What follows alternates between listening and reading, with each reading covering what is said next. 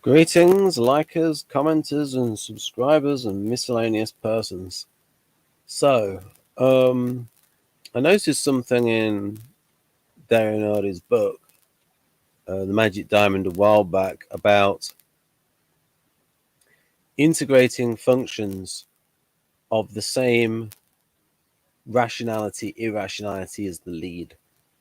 So, that would be positions 1, 7, 4, and 6 for all types.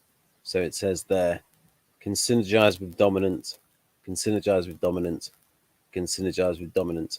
And then Andre raised a point in the previous typology event about Victor now teaches that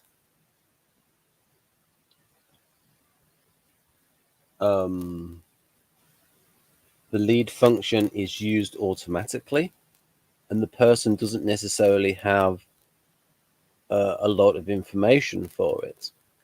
And that made me think of, well, but it's also the most differentiated function. But the lead function, and then I sort of came up with or applied the metaphor of being in the bubble. So, for instance, when somebody is cut off, so you could say that people in power in government are in a bubble where they know things that outsiders don't know, but they're missing crucial pieces of information that outsiders do know. So that being in the bubble, and so this event is about this video is about being in the bubble of the lead function and how using those other positions 4, 6, and 7 balances out the lead function. And we can go through each function to sort of see how it can balance out. So, first of all, with SE, if you're in the bubble of SE, you are only thinking about the here and now and the present context. And so, on a whole type level, you might say, oh, this person doesn't think further than his nose. You need to consider the consequences of your actions. And so, we could say that that's more balancing the function out with NI. You could say that looking across various contexts, which is directly opposite to the here and now, as Dario would say, immersing in the present context versus transcontextual thinking, which is related to NE because the MP is best at it.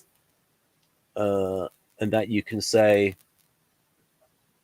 and so you can see that an SE DOM that uses a bit of NI, that uses some NE, and also considers some SI things of, well, be a bit cautious. Sometimes discretion is the better part of valor. And that balances out the SE. So it's not just living in the moment, being in the moment. It's thinking of consequences. It's sometimes knowing when to play, when to fold. That more of that cautious protecting of SI. So that would be an example of overuse of going out of synergizing with the other irrational functions because they're not perceiving functions, because perception is related to thought. It's a category of cognitive psychology, but I am prepared to say irrational. Here's a key point. Attention is the essential feature of willpower, single focus. But again, single focus, you need perspective. And so one of the features, so I wrote down some features of being in the bubble of the lead function. And this is what Carl Jung would have said about this, or did say, is one-sided development. So when you're in the bubble of the lead function, there's a lack of doubt, a lack of meta-awareness, lack of balance. There's not the sense of proportion of the function. The world is seen through that lead function, just that function. There's lack of perspective. So,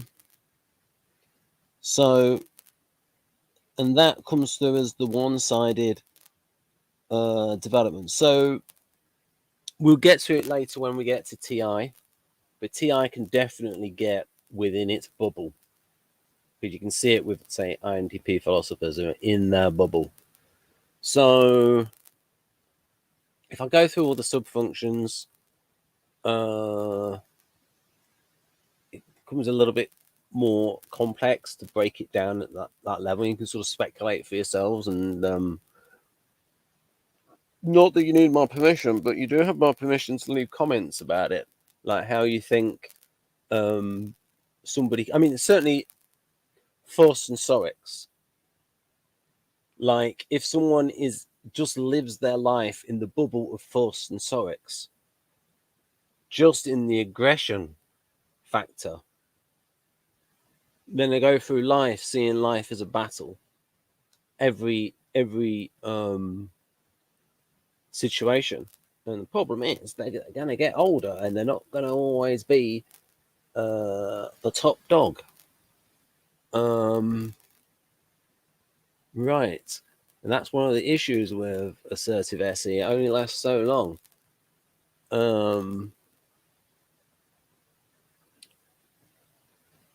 So let's move on to SI.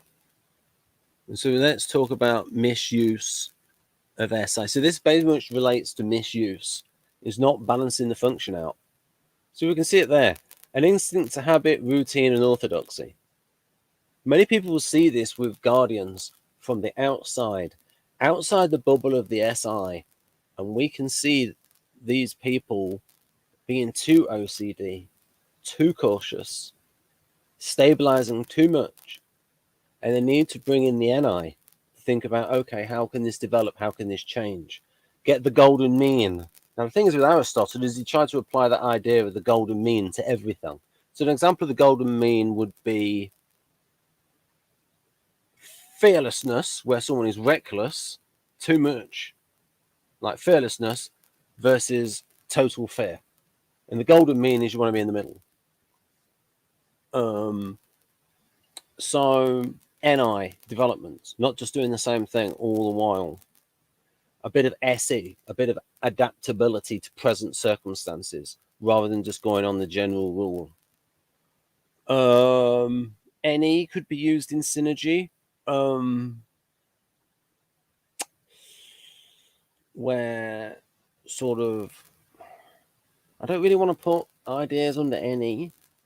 It's just that NP tends to come up with a lot of ideas in the moment, but that's probably a feature of like having various interests and finding connections between said interests. So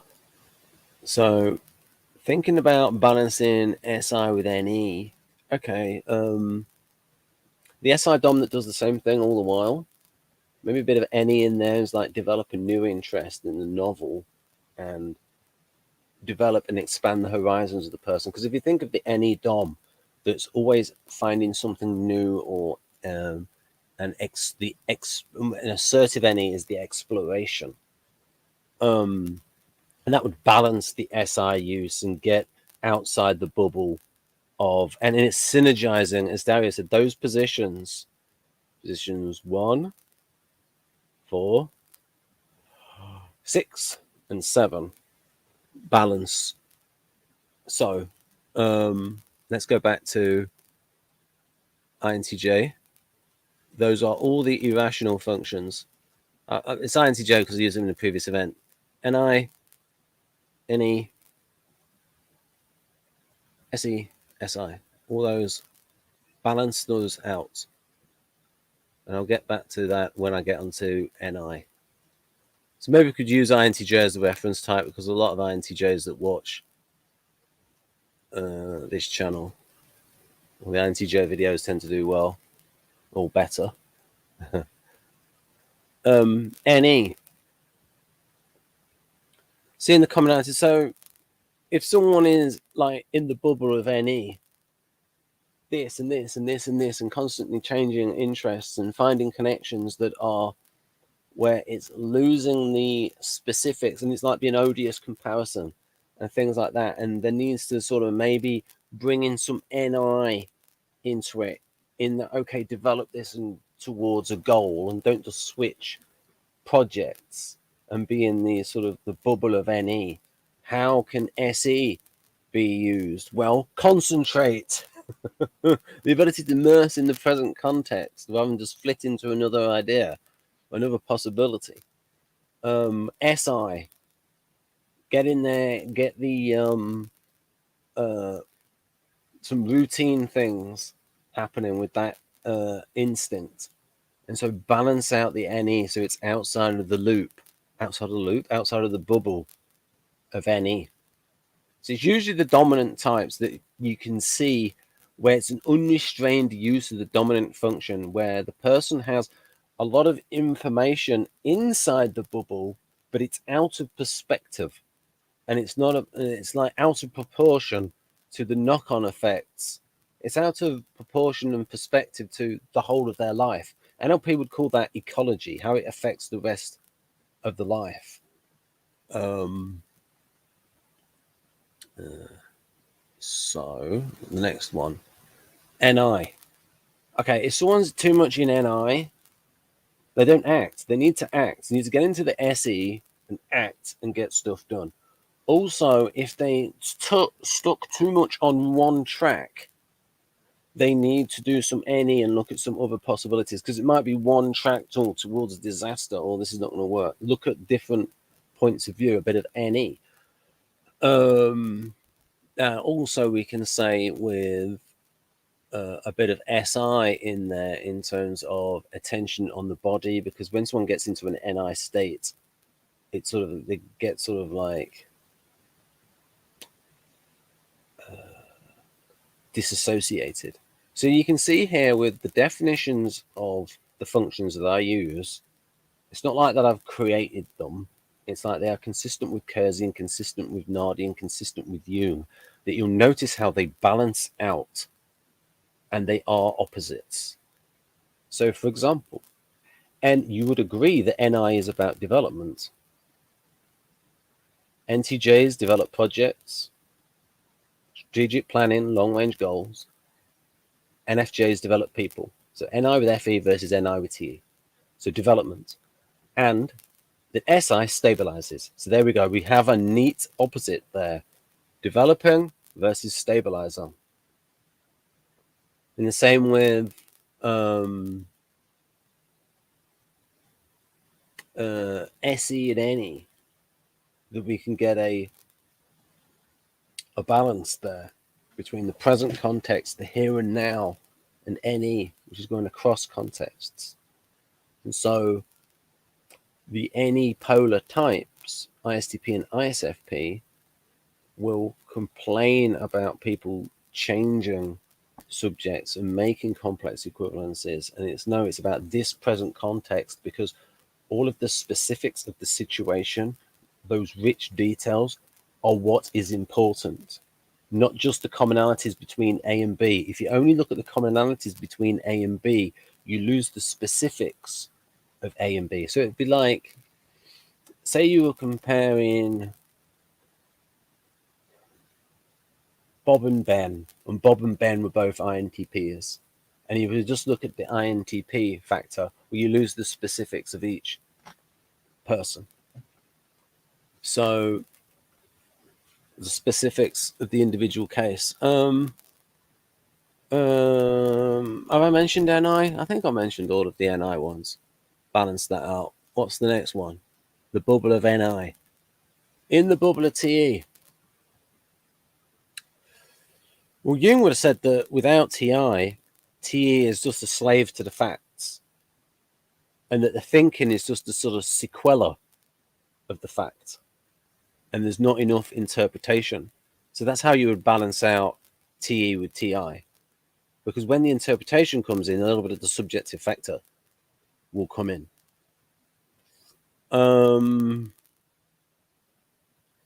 If you're balancing it out with FE, that may be where TE may be being used in the wrong context, where maybe some people considerations should be taken into account rather than just a sort of bottom line thinker.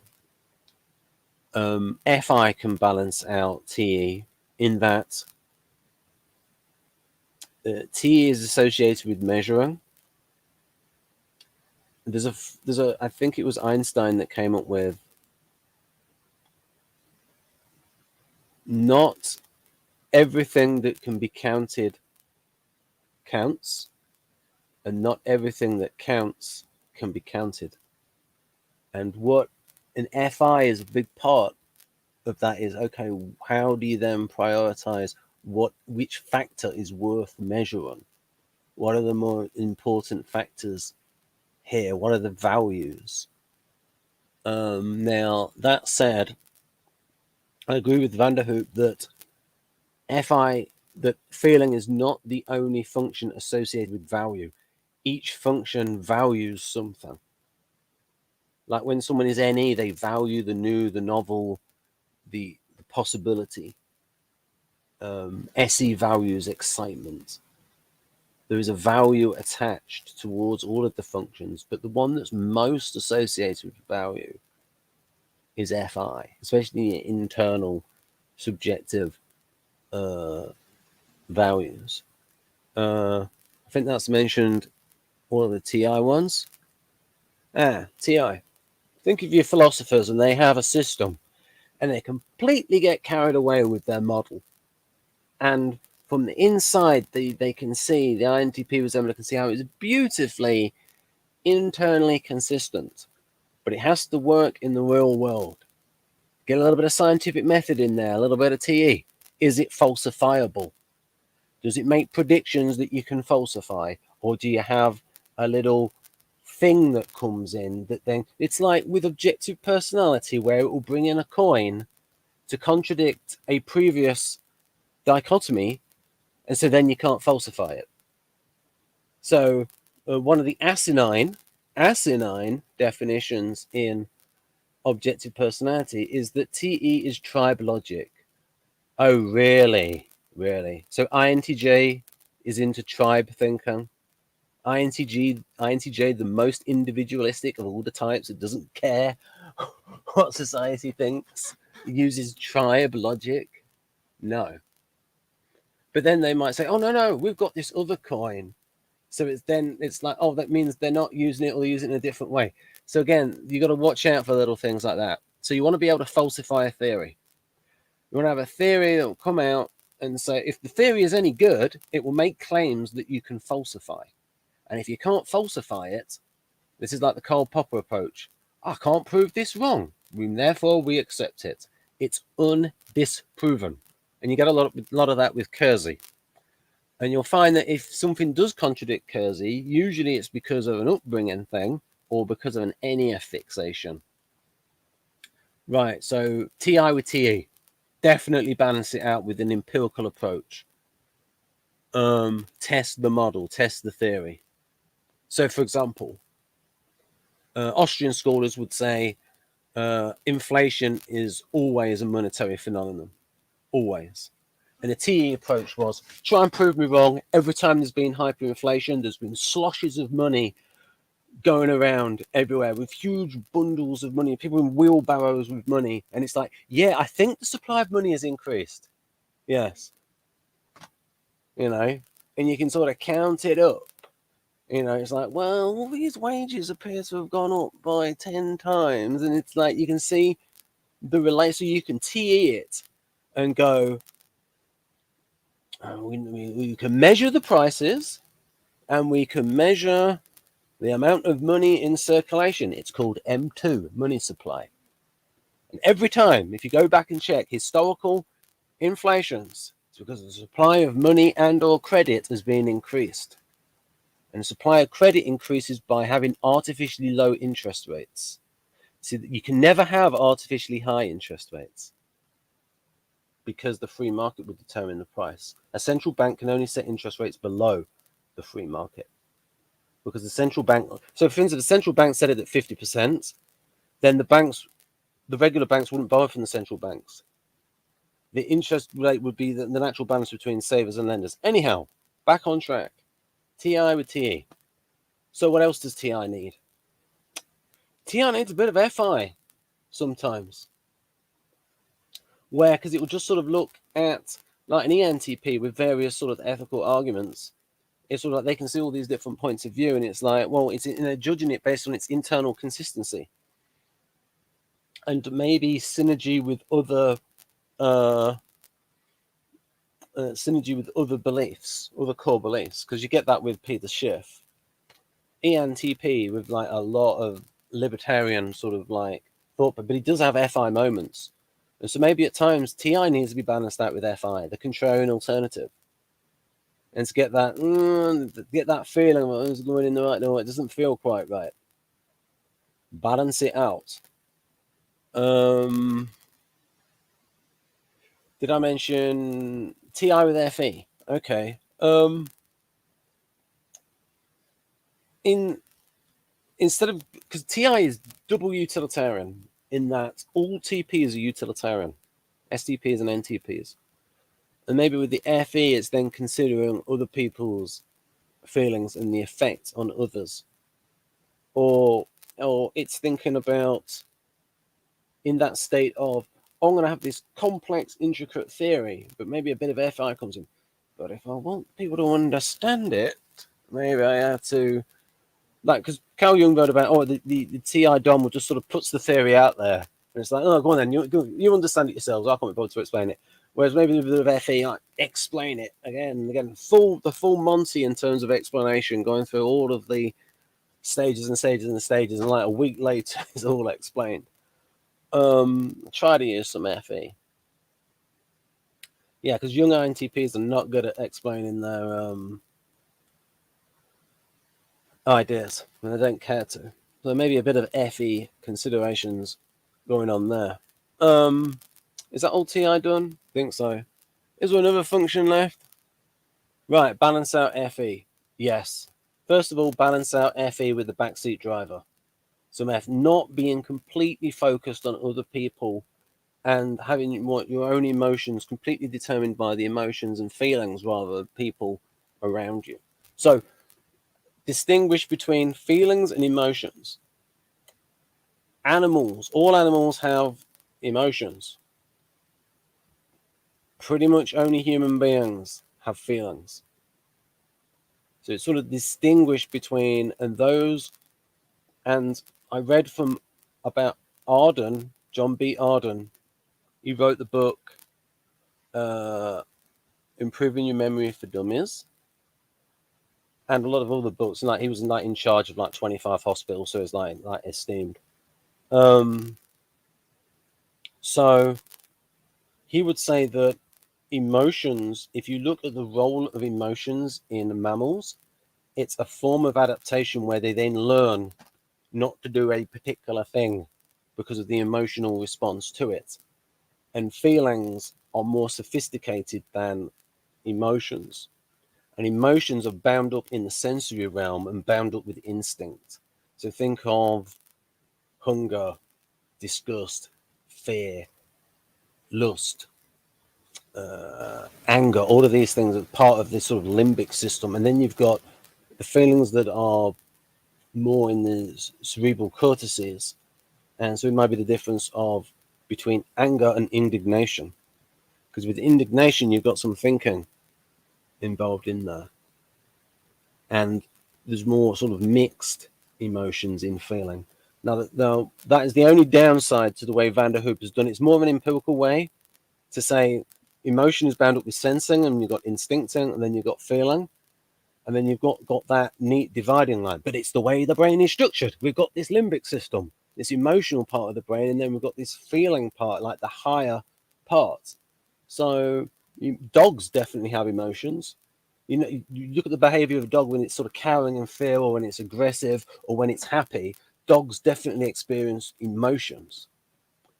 And also there's certain things in drawing guides about certain facial expressions with certain emotions. Anyhow, so FE, balance that with TI in terms of think for yourself, FE Dom. Don't just go with everybody else. Go with your own feelings as well, what you feel to be right. Balance that with FI. Balance it with a bit of TE. Not just what everybody else thinks. What is the actual data? See there? We're balancing out the functions. Now, by going to the other functions of the same rationality, for lack of a better word, the same rationality, irrationality, the same rationality. So FI, how do you balance out FI? Well, FI people who think, okay, I've got one for you. So people can have an internal feeling that say the minimum wage is a good idea, but then people might come out with some TE and some TI and say, hang on a minute, if it's a good idea, why don't you set it at $100 an hour? Because they'll say, well, there's people out there who are not worth $100 an hour. Exactly. So wherever you set it, there's going to be some people who then can't get those entry-level jobs because of you've set it and you've made it illegal for that person to work.